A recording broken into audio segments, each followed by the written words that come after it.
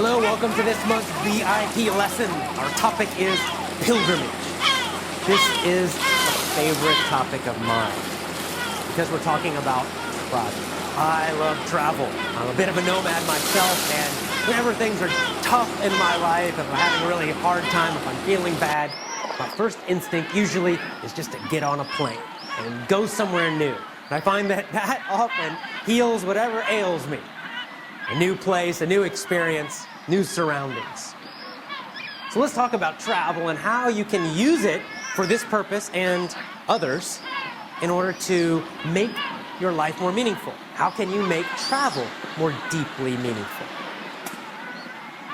First of all, what is the difference between a pilgrimage and just a normal vacation? Well, pilgrimage is a journey for a deeply spiritual or religious or other meaning. In other words, it's deep. It has a deep purpose, a deep meaning beyond just laying on a beach relaxing. Let me give you an example of this from my own life, and then we'll talk about you.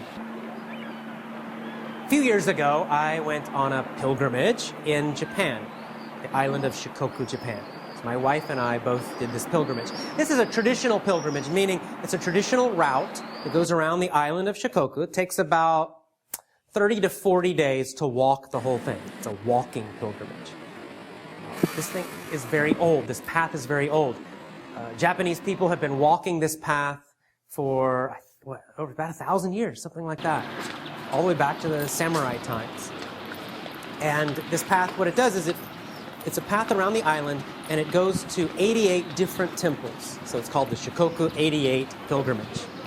And traditionally, it was a Buddhist pilgrimage, so traditionally Japanese Buddhists would start at one point, and then they would walk around the whole island visiting every one of the temples. And people still do this today. Now, in modern times, some Japanese people do this by bus, which for me is not all that fun or interesting. It's too easy. But there's still many people who do this by walking. And so my wife and I decided that we would do this. At the time, I was struggling with some big questions in my life. What is my purpose? And what is the purpose of my business? And what am I doing? And all these kind of deep questions that I had. And I wasn't finding any answers. I was just getting frustrated.